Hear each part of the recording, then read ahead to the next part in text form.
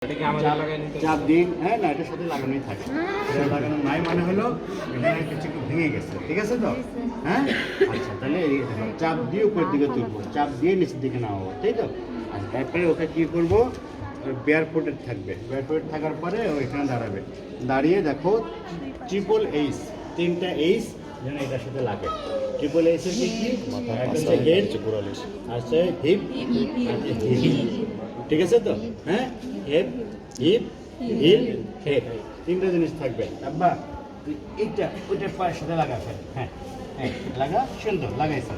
তারপরে ওর হিপ এখানে লাগছে, তারপরে হেডও এখানে লাগছে। লাগার পরে আমার দৃষ্টি থাকবে হলো Frankfurt, Frankfurt line. Frankfurt line বলতে আমার side should be parallel to the land, ঠিক আছে তো? উপরের দিকেও না, নিচের দিকেও না, এরকম, ঠিক আছে তো? এটা করার পরে তারপরে ওই জিনিসটা আমি চাপ দিয়ে আস্তে করে,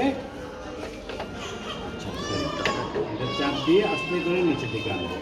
নিচের দিকে যখন আনলাম, আনার পরে হ্যাঁ এটা আস্তে করে চাপ দিই, চাপ দেওয়ার পরে তারপরে ছেড়ে দেবো। ছেড়ে দিলে যে এখন তো বাইর হওয়া, বাইর হওয়া, হ্যাঁ ভেরি গুড। তারপর আমরা নিচে যে ইয়েটা, যে পয়েন্টটা থাকবে 125 127.5 সেন্টিমিটার, সেইটা লাগানো যাবে স্যার উপর থেকে, হ্যাঁ স্যার উপর থেকে এখন নষ্ট হয়ে গেছে। দেখো এটা হচ্ছে ইনফ্যান্টোমিটার। ইনফ্যান্টোমিটারে আমরা বাচ্চা কি দেখবো? লেন্থ দেখবো। ইনফ্যান্টোমিটারের 2টা এন্ড থাকে, একটা ফুট এন্ড, একটা হেড এন্ড, ঠিক আছে তো? একটা ফিক্স এন্ড, একটা মোবাইল এন্ড, এবং এই জায়গায় একটা মেজারিং টেপ লাগানো থাকে, ঠিক আছে তো? বাচ্চা এটা ইনফ্যান্টোমিটারে বাচ্চার লেন্থ দেখার জন্য আমার 2জন লোক লাগবে, ঠিক আছে তো? হ্যাঁ, একজনকে কি বলবো, বাচ্চাকে শোয়াইতে বলবো। শোয়া এইখানে যে হাঁটু থাকবে, হাঁটু এই জায়গায় জেন্টলি প্রেস করতে বলবো। প্রেস করতে বললে ফুট এন্ডের সাথে ফিক্স হয়ে থাকবে।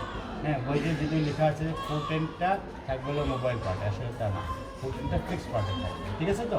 আচ্ছা, যা ফিক্স পার্ট থাকার পরে এই যে মাথা থাকলো, মাথার এই জায়গাটা মোবাইল পার্টটা আস্তে করে এসে মাথার উপরে চাপ দিবে, ঠিক আছে? চাপ দিলে এই জায়গায় যে রিডিংটা দেখা যাবে সেটা হচ্ছে তার লেন্থ, ঠিক আছে তো?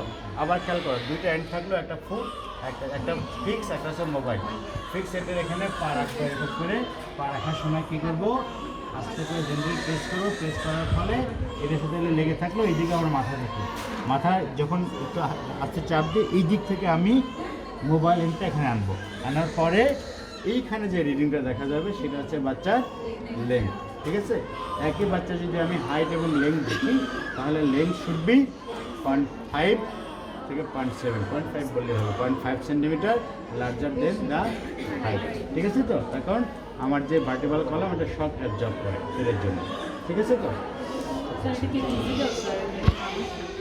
না, এই তো আচ্ছা, এখানে হাইট ওয়েটের জন্য এটা স্যার, হাইট এটা এটা হইতে পারে, এটা কিন্তু ইউজুয়ালি আমরা ইয়ে করবো তখন ওটা নেই হবে, ঠিক আছে?